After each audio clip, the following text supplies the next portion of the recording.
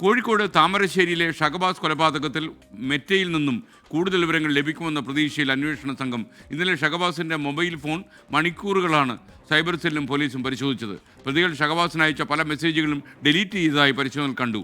ഇവ വീണ്ടെടുക്കാനുള്ള ശ്രമത്തിലാണ് police. Sameer C Muhammad കൂടുതൽ വിവരങ്ങളുമായി ചേരുന്നു. സമീർ, ഗുഡ് മോർണിംഗ്, പറയൂ.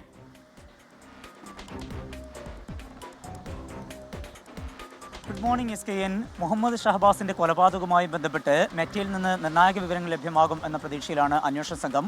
ഈ സംഭവവുമായി ബന്ധപ്പെട്ട് ഗൂഢാലോചന നടന്നിട്ടുണ്ട് എന്ന കാര്യമാണ് അന്വേഷണ സംഘം കണ്ടെത്തിയിരിക്കുന്നത്. വിദ്യാർത്ഥികൾ കൃത്യമായ പ്ലാനോടുകൂടി തന്നെയാണ് ഷഹബാസിനെ തല്ലിക്കൊന്നത് എന്ന കാര്യമാണ് കണ്ടെത്തിയിരിക്കുന്നത്. മാരകായുധങ്ങൾ, നഞ്ചുൾപ്പെടെയുള്ള ആയുധങ്ങൾ ഉപയോഗിച്ചുകൊണ്ടാണ് ആക്രമിച്ചത് എന്ന കാര്യവും കണ്ടെത്തിയിട്ടുണ്ട്.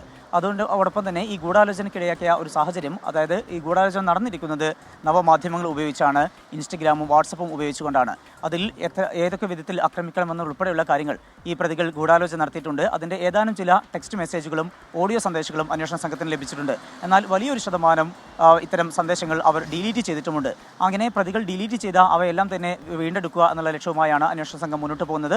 ഒപ്പം തന്നെ ഇതിൻ്റെ മറ്റ് പശ്ചാത്തലങ്ങൾ, സാങ്കേതിക പശ്ചാത്തലങ്ങളെല്ലാം തന്നെ ലഭ്യമാകുന്നതിന് വേണ്ടിക്കൊണ്ടാണ് മെറ്റയുടെ സഹായം അഭ്യർത്ഥിച്ചിരിക്കുന്നത്. ഈ കേസുമായി ബന്ധപ്പെട്ട് 6 പേരാണ് അറസ്റ്റിലായിരിക്കുന്നത്. 6 പേരും ഇപ്പോൾ കോഴിക്കോടുള്ള ജുവനൈൽ ഹോമിലാണ് പ്രതികൾ ഉള്ളത്. അവരുടെ പരീക്ഷയുമായി ബന്ധപ്പെട്ട കാര്യങ്ങളൊക്കെ പുരോഗമിക്കുന്നു. അതേസമയം തന്നെ കുടുംബം വലിയ പ്രതിസന്ധിയിൽ, വലിയ വേദനയോടുകൂടെ കഴിഞ്ഞു പോവുകയും ചെയ്യുന്നു. ഈ സംഭവത്തിൽ മറ്റ് ആർക്കും പങ്കില്ല എന്നുള്ള ഒരു പ്രാഥമിക നിഗമനമാണ് അന്വേഷണ സംഘത്തിനുള്ളത്.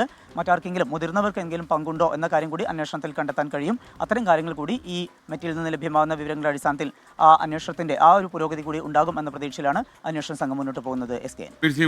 കോഴിക്കോട് വിവരങ്ങൾ നൽകിയത്.